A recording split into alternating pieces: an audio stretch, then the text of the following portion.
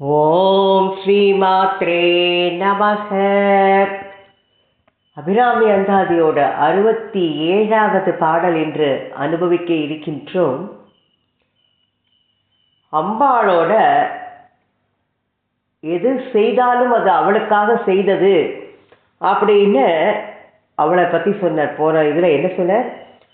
நின் திரு நாமங்கள் தோத்திரமே அப்படின்னார். நான் ஏதோ உளறினாலும் அது நீ இதாக எடுத்துக்கணும் அப்படின்னு சொன்னவர். இந்த இதில் உன்னை மறந்தால், அதாவது அவள் ஜெகத் ஜனனி இல்லையா, அந்த தாயை மறந்தால் அந்த குழந்தை படும் பாடு அப்படின்னு சொல்கிறார் இந்த இதில். இப்போ என்ன சொல்கிறார் அப்படிங்கிறத நம்ம அனுபவிக்கலாம். ஏன்னா தோத்திரம் செய்து தொழுது மின் போலும் நின் தோற்றம் ஒரு மாத்திரை போதும் மனதில் வையாதவர் வன்மை குலம் கோத்திரம் கல்வி குணம் குன்றி நாளும் குடில்கள் தோறும் பாத்திரம் கொண்டு பலிக்குழலா நிற்பர் பார் எங்குமே அப்படின்னு சொல்றார். அவளை எப்படி சொல்றார்? தோத்திரம் செய்து தொழுது மின் போலும் நின் தோற்றம் ஒரு மாத்திரை போதும் மனதில் வையாதவர் வன்மை குலம் கோத்திரம் கல்வி குணம் குன்றி நாளும் குடில்கள் தோறும் பாத்திரம் கொண்டு பலிக்குழலா நிற்பர் பார் எங்குமே அப்படின்னு சொல்றார். தோத்திரம் செய்து அவளை போற்றி வணங்கி தொழுது அப்படின்னு சொல்லும் போதே உடலாலும் மனதாலும் அவளை வணங்கி அவளுடைய மின்னல் போன்ற தோற்றம் தகராகாச ரூபிணி அப்படின்னு சொல்கிறா இல்லையா, லலிதா சஹஸ்ரநாமத்தில் மாதிரி அந்த தோற்றத்தை மனதில் ஒரு மாத்திரை பொழுது, ஒரு க்ஷணம் கூட நம்ம சொல்லுவோம் தமிழில் ஒரு மாத்திரை அப்படின்னு சொல்லுவோம், அந்த மாத்திரை பொழுது கூட அவளை பற்றி நினைக்கலைனால் அவர்கள் தன்னுடைய இது எல்லாமே வன்மை குலம் கோத்திரம் கல்வி குணம் எல்லாமே போய் ஒவ்வொரு இதுலேயும் போய் இறந்து வாழத்தக்க நிலைமைக்கு உள்ளாவார்கள்ங்கிற மாதிரி சொல்கிறார். நம்ம இப்போ அதை அனுபவிக்கலாம். எப்படி சொல்கிறாருன்னு, தோத்திரம் செய்து தொழுது மின் போலும் நின் தோற்றம் ஒரு மாத்திரை போதும் மனதில் வையாதவர். நம்ம இப்போ எந்த ஒரு காரியம் செய்தாலும் சரி, இந்த காரியத்தை செய்தால் இதனால் நமக்கு என்ன கிடைக்கும் இல்லையா, முதல்ல ஒரு காரியம் செய்யணும்னா சரி இதனால் நமக்கு என்ன கிடைக்கும், இதனால் வர பயன் என்ன, நமக்கு ஒரு செயலை செய்யறோம் இதனால் நமக்கு என்ன கிடைக்கும் ஆதாயம் அப்படின்னா நம்ம அதெல்லாம் யோசிச்சு தான் செய்வோம் இல்லையா. நம்ம பகவத்கீதையில் சொல்கிற மாதிரி கடமை செய் பயனை எதிர்பார்க்காதேன்னு யாருமே எந்த காரியமும் நம்ம செய்யறதில்லை. ஏதாவது ஒரு லாபம் தருமா ஒரு தொழில் செய்தால் உடனே அந்த தொழிலை செய்வோம், நஷ்டம் வரும்னா அந்த பக்கமே திரும்ப மாட்டோம் இல்லையா. ஏதோ ஒன்று எதுனாலுமே நம்மளுக்கு அதில் ஒரு பலன் இருக்கான்னு பார்க்குறோம். சாப்பிட்றோம்னா பசி நீக்கிறதுக்கு மட்டுமா, அது உடலுக்கு பலத்தை கொடுக்கறது இல்லையா. அதே மாதிரி உடை உடுக்கிறோம், அது மானம் காப்பதற்கு, உறங்குவது உடல் நலத்திற்கு இல்லை, எல்லாவற்றிலையும் நமக்கு ஒரு இது இருக்குது. நம்ம எந்த காரியம் செய்தாலும் ஒரு பலனை எதிர்பார்த்து செய்கின்றோம் இல்லையா. அதைத்தான் சொல்கிறேன். அதே மாதிரி பகவானை புகழ்ந்து போற்றி புகழ்ந்து நம்ம பகவான்கிட்ட இருக்கிற அன்பை காட்டுவதற்கு மட்டும் செய்யலாது. நாம் எத்தனையோ பிறவி எடுத்துகிட்டு போய், இது எத்தனாவது பிறவி நமக்கு தெரியாது. எந்த பிறவியில் என்னென்ன வினை பயன்கள் நம்மளை தொடர்ந்து வந்து கொண்டே இருக்கின்றது. முன் பிறவி ஊழ்வினை உறுத்து வரும் அப்படிங்கிற மாதிரி எந்த பிறவியில் நம்ம என்ன பயன் செய்தாலும் எந்த காரியம் செய்தாலும் அதை நம்மளை தொடர்ந்து அடுத்த பிறவிக்கும் வந்து கொண்டே இருக்கு. அப்போது பகவானை நம்ம என்ன பண்ணுறோம், சுவாமியை அப்படி சொல்லி அவளை நம்ம பூஜை பண்ணுறோம்னா நம்மளுக்கு ஏதாவது முன்வினை பலன் தொடர்ந்து வந்தாலும் அதெல்லாம் நம்மளுக்கு கெடுதல் பண்ணக்கூடாது அப்படின்னு நினைக்கிறோம். இல்லை நம்மளுக்கு இனிமே போரும்பா இந்த பிறவி, இதில் நிறைய நம்ம அனுபவிச்சிட்டோம், இந்த சம்சார கடல்லேருந்து எனக்கு இனிமேல் பிறவியே வேண்டாம் அப்படின்னு வேண்டிப்போம். அப்போ அதுலேயும் ஒரு பலன் எல்லாத்துலேயுமே. அதனால் எந்த காரியமும் இப்போது எல்லா மிருகங்கள் பார்க்குறோம், அதுவும் நம்ம போல பிறக்கிறது வைக்கிறது எல்லாம் சாப்பிட்றது தூங்கிறது எல்லா வேலையும் செய்யறது. அதுவும் குழந்தை பெற்றுக்கிறது, குட்டி போடுறது எல்லாமே இருக்குது. ஆனால் அதுக்கு உடம்புக்கு ட்ரெஸ்ஸு கிடையாது. அது நாளைக்கு வேணுமேன்னு நம்மளை மாதிரி பொருள் சம்பாதிச்சு வைக்கிறதா? அது இல்லை. நமக்கு ஒரு வீடு வேணும், நிலம் வேணும், கார் வேணும், என்னெல்லாமோ பண்ணுறோம். அதுக்கு அதெல்லாம் அந்த இதெல்லாம் இல்லை. அது நம்ம பற்ற வினைகள்லாம் பட்டுருக்கோம் போன பிறவியில். அதுகள் அதை பற்றி நினைக்கிறதா? ஒன்றுமே கிடையாது. அப்படி அப்போ உடை உடுத்தேன் அதெல்லாம் செய்யலையே, நாமளும் ஏன் இறைவனை வணங்கணுமா அப்படின்னு சில பேர் கேட்பா. அதுவும் அது நமக்கு பகவான் 6வது ஒரு அறிவை கொடுத்துருக்க. நமக்கு வந்துட்டு நாம் அம்பாளை வழிபட்டு, அம்பாள்னு இல்லை, பகவான் யார் யாருக்கு எந்த சுவாமி இஷ்டமோ அந்த சுவாமியை ஏதோ ஒன்று. அப்போது ஏதோ காரியம் செய்கிறோம், நமக்கு ஒரு காரியம் ஆகணும் இல்லையா? இப்போ உலகத்தில் நம்ம பிறந்தாச்சுன்னா நம்மளுக்கு ஒரு காரியம் வேணும்னா, இவரை பிடிச்சா இந்த காரியம் நடக்குமா, அவரை பிடிச்சா அந்த காரியம் நடக்குமா? அப்போது அவர் பொண்ணை அந்த பிடிச்ச காரியம் நடக்கும்னா இந்திரன் சந்திரன் புகழ்ந்து நம்ம காரியத்தை சாதிக்கிறோம். அப்போது நம்ம என்ன பண்ணுறோம்? ஒரு பிச்சைக்காரன் கூட மகாராசா நல்லா இருக்கணும் அப்படின்னா உடனே நம்ம மகாராசா சொல்லிட்டான்னு ஒரு மகிழ்ச்சி, ₹1 எடுத்து போடு. அப்போது எதுனாலுமே நம்மளை யாராவது ஒருத்தர் புகழ்ந்து சொன்ன உடனே எப்படி இது பண்ணுறோம்? அப்போது நாம் என்ன பண்ணுறோம்? நம்ம கர்ம வினை பண்ணியிருக்கோம். எவனோ தான் அடுத்தவன் நம்மளை புகழ்ந்து சொன்னால் நம்ம மகிழ்ந்து கொடுக்குற மாதிரி நமக்கு ஒரு வினைங்கிறது இருக்குது. அது தீர்றதுக்கு நாம் பகவானை சோஸ்திரம் பண்ணத்தான் செய்யணும். நம்ம அந்த பகவானை பண்ணினால்தான் நம்ம செய்து இந்த கர்ம வினைகள் எல்லாமே நீங்கும். அப்போது ஏதா சொல்லுவா, அதற்கு கூட அவன் அருளாலே அவன் தாழ் வணங்கி இருக்கு. அதற்கு கூட அவன் அருள் செய்யணும். அவன் அருள் செய்தால்தான் அவள் தாளையே நம்மளால வணங்க முடியும். மாணிக்கவாசக பெருமான் சொல்ற மாதிரி அவன் அருளாலே அவன் தாழ் வணங்கின்னு சிவபுராணத்தில் சொல்லுவார். இப்போ நாம் என்ன பண்ணணும்? அது கூட முன்பிறவியில் உள்ள பிறவி பயன் போகணும், கர்ம வினை தீரணும்னா அதற்கு கூட சொல்லுவா. நாங்கள் ஒரு குருகிட்ட போய் படிச்சுட்டு இருக்கும்போது பக்கத்தாத்தில் இருப்பா, அவள் படிச்சுக்க மாட்டா. ஏன்னா அவளுக்கு அந்த இது தெரியாது. நாங்கள் எங்கேருந்துலாமோ நடந்து போய் இது பண்ணி போய் அது என்ன இது என்னென்று போய் படிச்சுப்போம். அதான் சொல்லுவா, அதுக்கு அந்த பலன் வேணும். அதுவுமே இறைவன் கொடுத்தால்தான் நமக்கு நடக்கும் எல்லாமே. அதனால தான் இவர் என்ன சொல்ற, பிரணந்தும் ஸ்தோதும் வா கதமகிருத்த புண்ணிய பிரபவதி. என்ன புண்ணியம் செய்தனை நெஞ்சமே, கடல் வையத்து முன்னம் நீ புரி நல்வினை வயனிடை முழு மணித்தரளங்கள் மண்ணு காவிரி சூழ் திருவலம் சுழி வாணனை வாயார பண்ணி ஆதரித்து ஏத்தியும் பாடியும் வழிபடும். அதனாலேன்னு ஞானசம்பந்தர் சொல்ற மாதிரி நம்ம பிரார்த்தனை பண்ண பண்ண பண்ண பண்ண அது எப்பேற்பட்ட பலன் கொடுக்கும்னு இப்போ எல்லாரும் சொல்றா, கூட்டு பிரார்த்தனை பண்ணுங்கோ. நிச்சயமா அதுக்கு ஒரு பலன் இருக்கு இல்லையா? அந்த பிரார்த்தனைக்காண்டி அது நம்ம எப்படி பகவானை சோஸ்திரம் பண்ணி சொல்றோமோ அத்தனை நம்மளுக்கு அது பலன். எல்லாமே ஹிந்து நம்ம பண்றோம், கிறிஸ்டியானிட்டியில முசல்மான்ஸுக்கு எல்லாருமே வணங்கி தொழுது அவர்களை ப்ரே பண்ணி தான் எல்லாம் பகவானை சோஸ்திரம் பண்ணாமல் எதுவுமே நடக்காது. அதனால தான் பட்டினத்தார் என்ன சொன்னார், அழியா பிறவி எடுத்து ஏங்கி ஏங்கி உழன்ற நெஞ்சே ஒழியா பதவி கௌடவன் கேட்டு அநாதியனை மழு மான் கரத்தனை மால் விடையானை மனத்தில் உன்னி விழியால் புனல் சிந்தி விம்மி அழு நன்மை வேண்டும் என்றே அப்படின்னு சொல்ற. அதனால தான் நம்ம என்ன பண்ணணும், நாமம் சொல்வதற்கு என்ன தேடணுமா? உடல் சுத்தி வேண்டாம், எதுவுமே பண்ண வேண்டாம். இருந்த இடத்துல உட்காந்துட்டு கண்ணை மூட்டிட்டு பகவான் நாமா சொன்னா போதும். இதற்கு நமக்கு எதுவுமே தேவையில்லை, எங்கேயும் தேடி போக வேண்டாம் இல்லையா? நமக்கு ஒரு சாப்பாடு பண்ணணும்னா நிறைய சாதனங்கள் வேணும். அதுக்குள்ள சாமான்கள்லாம் சேகரிக்கணும், பாத்திரம் வேணும், அடுப்பு வேணும், அது வேணும், இது வேணும்ன்ட்டு சேகரம் பண்ணி தான் சமைக்க முடியும். ஆனால் நாமா சொல்றதுக்கு எதுவுமே செய்யவே வேண்டாம்.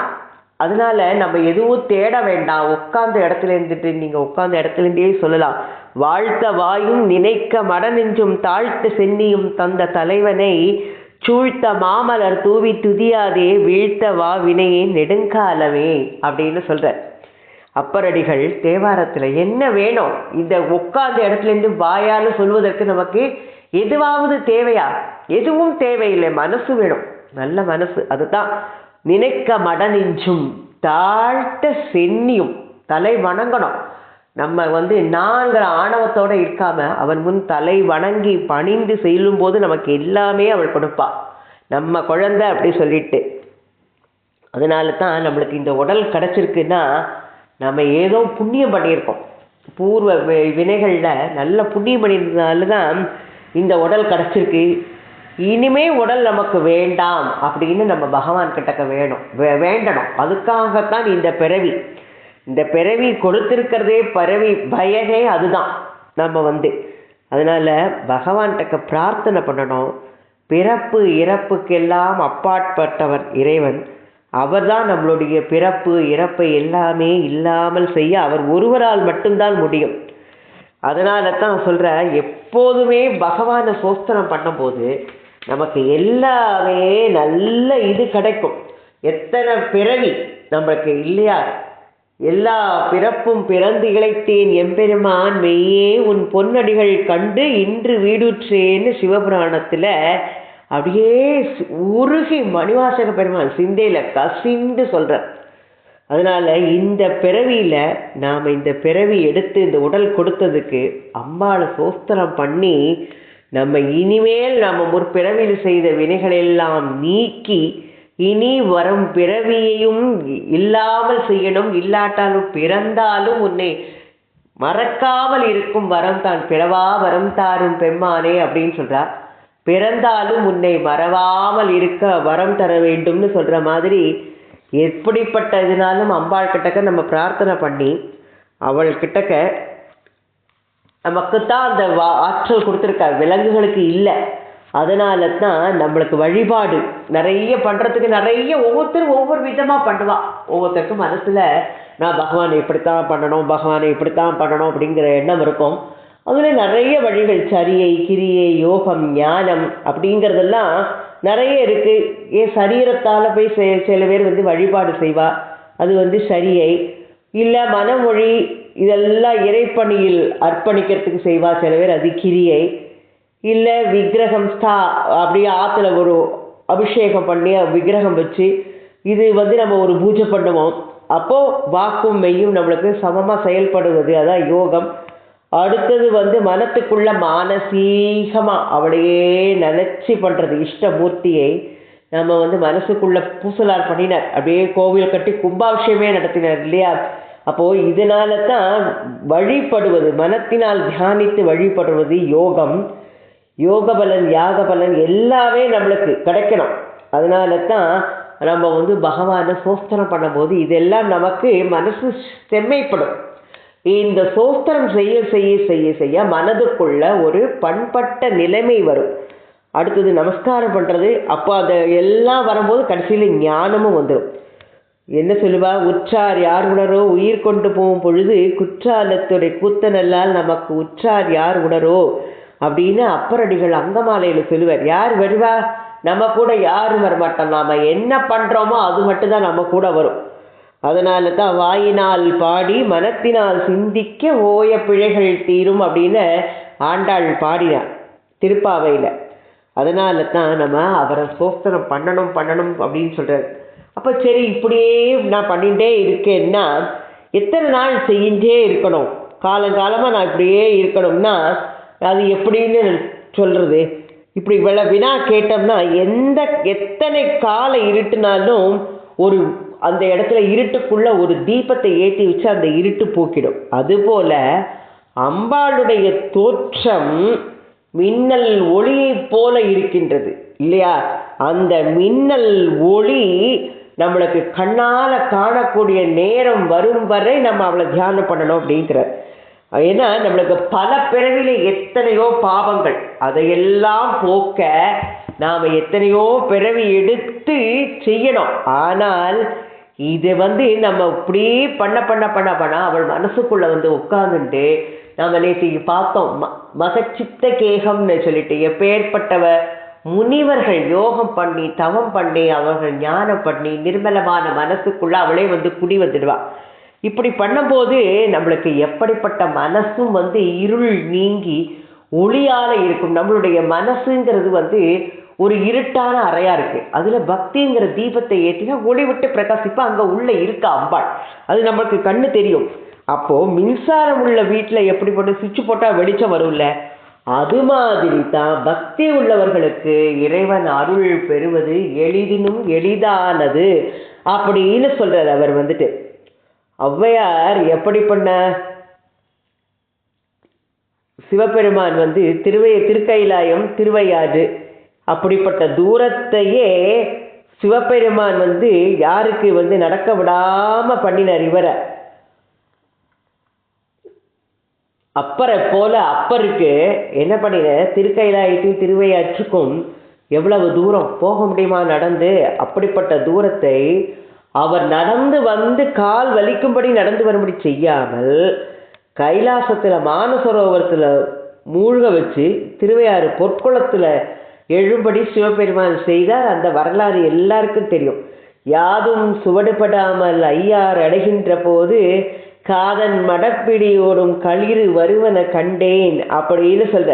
அப்போ அப்படிப்பட்ட அருள், அவர் எப்பேற்பட்ட பக்தி இருந்ததுனால் அவருக்கு கைலாயத்தில் மானசரோவரத்தில் முங்கி திருவையாறு பொன்குளத்தை எழுப்பும்படி ஒரு பாக்கியம் கிடைச்சிருக்கும் இல்லையா.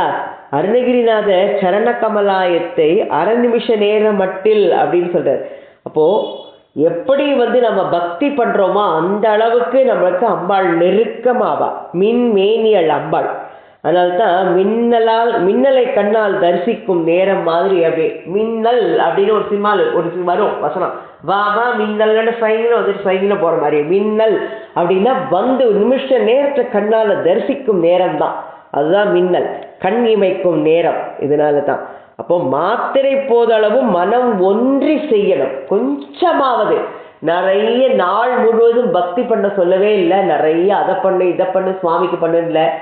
பழம் பத்திரம் புஷ்பம் தோயம் 4 எது முடியுமோ அதை வச்சு அப்படியே பகவான் முன்னால ஒரு நிமிஷமானாலும் நம்ம ஆழ்ந்து மற்ற எந்த விதமான சிந்தனைகளும் நம்மளுடைய மனசுல ஓடாம கண்ணை மூடி அப்படியே நினைச்சு அவளை மனசுக்குள்ள கொண்டு வந்து தியானம் பண்ணும்போது நம்மளுக்கு எல்லாமே சித்திக்கும். இதனால தான் ஒரு மாத்திரை பொழுதும் மனதில் வையாதவர்னு சொல்றார். எப்படின்னா பூஜை நம்மளுக்கு எப்படி மனம் வந்து நம்மளுக்கு எப்பேற்பட்ட முக்கியமான நம்மளோட அங்கங்களில் முக்கியமோ அது மாதிரி இறைவனை பூஜையும் வைத்து பூஜையாக பண்ணணும். மனதில் வைத்து நாம் பூஜை பண்ணலாம், இல்லை பூஜை அறையில் இறைவனுடைய விக்கிரகங்கள் வைத்து பூஜைக்குரிய பொருள்களை வைத்து நாம் வந்து பூஜை பண்ணலாம் இல்லையா. அப்போ மனசால செய்யக்கூடிய அந்த இதுக்கு வந்து பலம் என்றைக்குமே ஜாஸ்தி. எதையுமே சேகரிக்க வேண்டாம். நாம் பார்த்தோம் இப்போ இதில் என்ன பண்ணினோம், மனசாலேயே அம்பாளுக்கு எல்லாத்தையும் கொண்டு வந்தவான்னு வர சொல்லி அவளுக்கு எல்லா பெரிய இதை ஏற்படுத்தி கொடுத்து அவளுக்கு காலமாக கொடுத்து நிறைய பட்ட ஆபரணங்கள் நகைகள்லாம் கொடுத்து அவளுக்கு வாசனை தூப தீபங்களை நம்ம எப்படி அழகாக அந்த மானச பூஜாவில் பார்த்தோம் இல்லையா. அதை மாதிரி மனத்துக்குள்ளேயே அவளை கொண்டு வந்து அவளை வந்து தியானம் பண்ணும்போது மிகப்பெரிய செயல் அதுதான் மானசீகமாக. அப்படின்னா மனம் அடங்கினவிடம் ஜெகமே அடங்கும் அப்படின்னு சொல்லலாம்.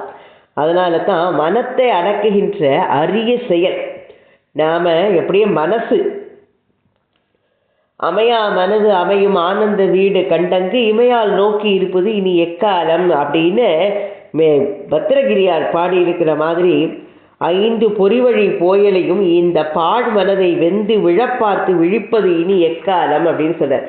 ஏன்னா மனம் என்னும் மாடு அடங்கில் தாண்டவக்கோனே முக்தி வாய்த்ததென்று எண்ணிடடா தாண்டவக்கோரேன்னு இடைக்காட்டு சித்தர் பாடுற மாதிரி மனசை அடங்கிடுத்துனா புலன்களோடு சேர்ந்து மனது நம்மளை இழுத்து எங்கெல்லாமோ போயிடும்.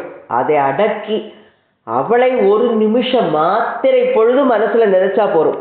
அதை மாதிரி நம்ம நிறுவனம் மனம் என்னும் குதிரையை வாகனமாக்கி மதி என்னும் கடிவாளம் வாயினில் பூட்டி சினம் என்னும் சீனியின் மேல் சீராய் ஏறி தெளிவிடம் சாரி விட்டு ஆடு பாம்பேன பாம்பாட்டு சித்தர் பாடுற மாதிரி மனத்தை அடக்கணும். மனத்தை அடக்கினால் எல்லாமே அடங்கிடும் நமக்கு.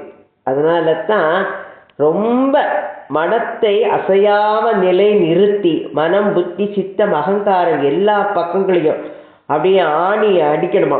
திரையை விரைப்பாக காட்டினா உருவத்தை அம்பாள் உருவத்தை ஈஸியாக எழுதிடலாங்கிறார். வேறு எதுலேயுமே கவனம் இல்லாமல் மனத்தை வேரூன்றி நம்ம அந்த உருவத்தை எழுதும் பொழுது அந்த உருவம் அப்படியே ரொம்ப அழகாக அமையுமா. இதுதான் தியான நிலை அப்படின்னு சொல்கிறார். அதனால தான் மாத்திரை பொழுதும் மனதில் வையாதவர் அப்படின்னு சொல்கிறார். ஏன்னா ஒரு இது குழம்பு இருக்குன்னா அது ரொம்ப நீர் குழம்பு இருக்குன்னு என்ன பண்ணுவா, தேத்தாங்கொட்டையை போட்டோன்னே அப்படியே தெளிஞ்சு இருக்கும். அது மாதிரி மனசை தெளிய வைக்கணும். மனசை தெளிய வைக்கிறதுக்கு நம்ம என்ன பண்ணணும், அந்த பக்தி அதை செலுத்தணும். அதை செலுத்த வைக்க வைக்க நம்மளுக்கு மனம் தெளிவடையும். அதனால தான் மனதில் வையாதவர்னு வாக்குக்கு என்ன சொல்லியிருக்கார் இப்படி. அப்போது எப்படின்னா இறைவனை முகத்தில் கண்கொண்டு மட்டும் காணாமல் அகத்தில் கண்கொண்டு காண்பதே ஆனந்தம் அப்படின்னு திருமந்திரத்தில் சொல்கிற மாதிரி, எப்படி சிவபெருமான் அன்னை மீனாட்சி என்ன பண்ணுறார், தன் திருவுள்ளத்தில் மீனாட்சியை பிள்ளைத்தமிழ் எழுதிப்ப தன் திருவுள்ளத்தில் அழகு ஒழுக எழுதி பார்த்து கொண்டே இருக்கின்றார் குமரகுருபர சுவாமிகள் மீனாட்சி அம்மை பிள்ளைத்தமிழோட வருகை பதிவத்தில் சொன்ன மாதிரி அவளுடைய உருவத்தை மனசுக்குள்ள நாம் அப்படியே பதிய வைக்கணும். அதனால தான் எரிதரங்கம் உடுக்கும் புவனம் கடந்து நின்ற ஒருவன் திரு உள்ளத்தில் அழகு ஒழுக எழுதி பார்த்திருக்கும் உயிர் ஓவியமேன்னு சொல்றார். சிவபெருமானே அப்படி பண்ணி அழகா பண்ணிட்டு இருக்கார். வன்மை அப்படின்னு சொல்றார். வன்மை, குலம், கோத்திரம் எல்லாம் சொல்றார் இதுல. அப்போ வன்மைனா என்ன சொல்றாருன்னா கொடுக்கும் வள்ளல் தன்மை.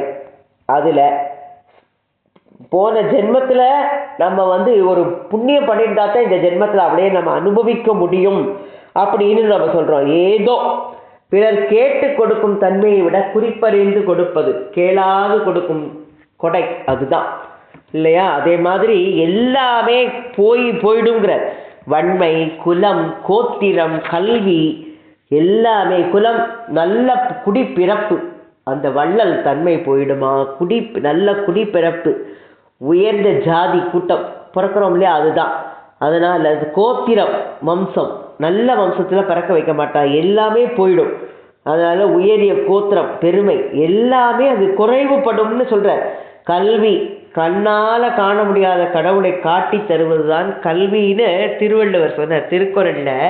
கற்றதனால் ஆய பயன் என்கொல் வாலறிவன் நற்றாள் தொழார் எனின்னு சொன்னார். அப்போ இந்த கல்வி கற்க வேண்டிய இது எதுவுமே கல்வியின் பெருமை நம்மளுக்கு எல்லாம் தெரியும். கல்வியினால எத்தனை பெருமைகள் இருக்கு. அறம் பொருள் இன்பம் வீடும் பயக்கும் புறம் கடை நல்லிசையும் நாட்டும் உறும் கவல் ஒன்று உற்றுழியும் கை கொடுக்கும் கல்வியின் ஊங்கில்லை சிற்றுயிர்க்கு உற்ற துணைன்னு நீதி வணக்கத்தை சொன்ன மாதிரி அந்த கல்வியெல்லாம் போய்படும் அப்படிங்கிறார். அப்படி கல்வி நம்மளுக்கு கல்வி என்ன பண்ணோம், சதுர்வித புருஷார்த்தங்கள், அறம் பொருள் இன்பம் வீட்டினை எல்லாம் கொடுக்கும், குற்றமில்லாத புகழை தரும், துன்பம் வந்த போது கூட கை கொடுத்து உதவும்.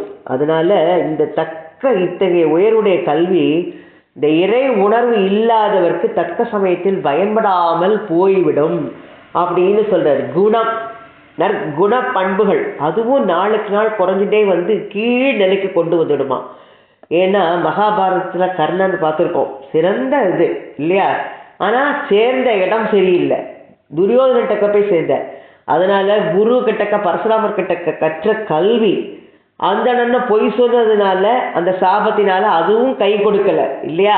அப்போ கொடைத்தன்மை கர்ணனுக்கு ஈடு கர்ணன்னு சொல்லுவா, ஆனாலும் அதுவும் அவனுக்கு கை கொடுக்கவில்லை. அதனால தான் எல்லாம் சொல்றார், இது எல்லாமே குறைவுபடும் அப்படிங்கிறார்.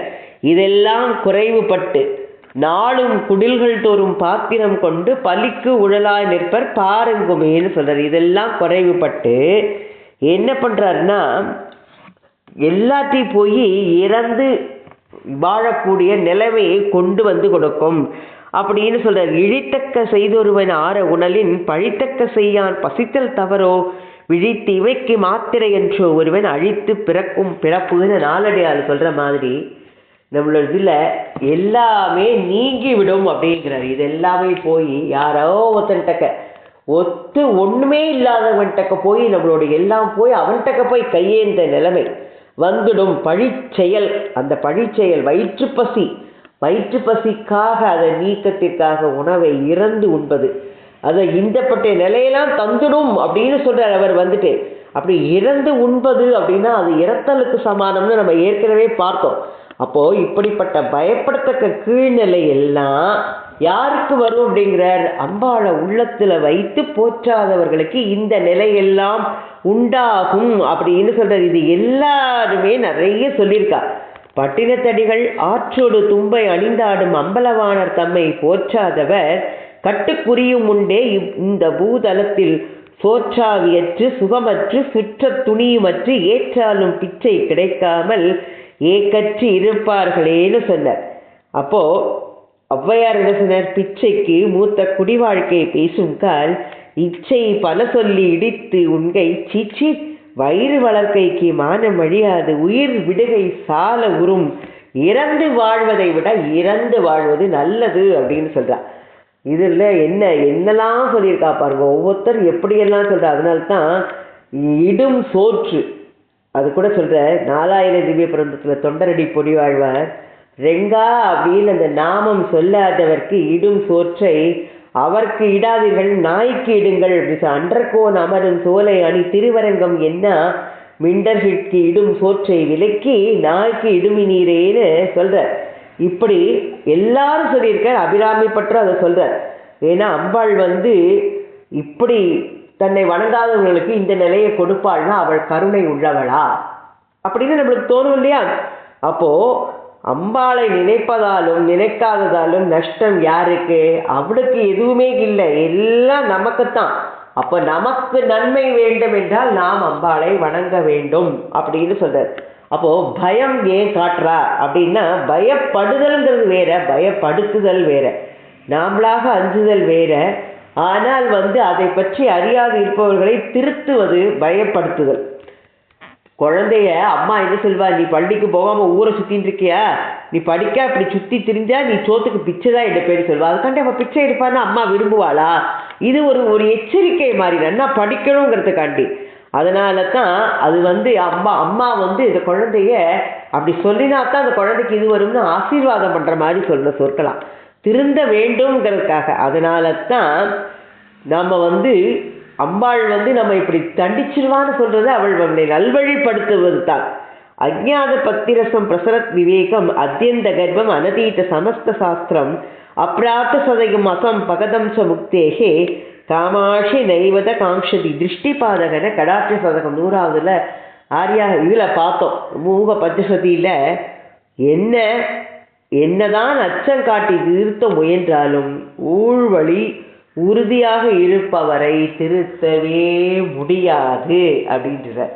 ஏன்னா பக்தி சுவை அறியாதவன் பகுத்தறிவே இல்லாத நிர்மூடன் வேதங்களை சாஸ்திரங்களை எல்லாம் ஓதி உணராதவன் சத்தியம்னா என்னன்னு கொஞ்சம் கூட சிந்திக்காதவன் மோட்சத்தை பற்றி நினைக்கவே தகுதியற்றவன் இவர்களையெல்லாம் அம்பாள் கண்ணிடத்தும் பார்ப்பதில்லைங்கிறதுக்காண்டி சொல்றது இதெல்லாம்.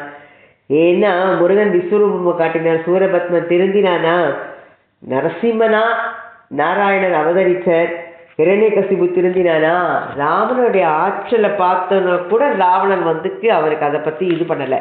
அப்போது இதெல்லாம் சொல்லும்போது இதுக்கு நம்மளுக்கு ஒரு ஊழ்வினை இருக்கே, அது நம்மளுக்கு நல்லது செய்யணும், அதுவும் சேர்ந்தால்தான் அவன் அருள் இருக்கணும், அதுக்கும் அது இருந்தால்தான் இதையெல்லாம் நம்மளுக்கு உணரக்கூடிய சக்தியே கிடைக்கும் நம்மளுக்கு அப்போது எல்லாருமே தெய்வ நெறியில ஈடுபடுத்தணும். அதற்காண்டித்தான் அபிராமி பற்ற இந்த மாதிரி சொல்லி இந்த மாதிரிலாம் பண்ணாதீங்கோ, பண்ணினா உங்களுக்கு இந்த நிலைமையெல்லாம் வந்துடும், அவளை நீங்கள் சொல்லுங்க, நாமத்தை சொல்லுங்க, எதுவுமே செய்ய வேண்டாம் அப்படின்னு சொல்றார். மண்ணில் நல்ல வண்ணம் வாழலாம் வைகளும் எண்ணில் நல்ல கதிக்கு யாதும் ஓர் குறைவில்லை கண்ணின் நல்ல அத்துரும் கழுமல வளநகர் பெண்ணி நல்லாளோடும் பெருந்தகை இருந்ததேன்னு ஞானசம்பந்த பெருமான் தேவாரம் சொல்ற மாதிரி அபிராமி பற்ற அந்த கருத்தை தான் எடுத்து சொல்றார்.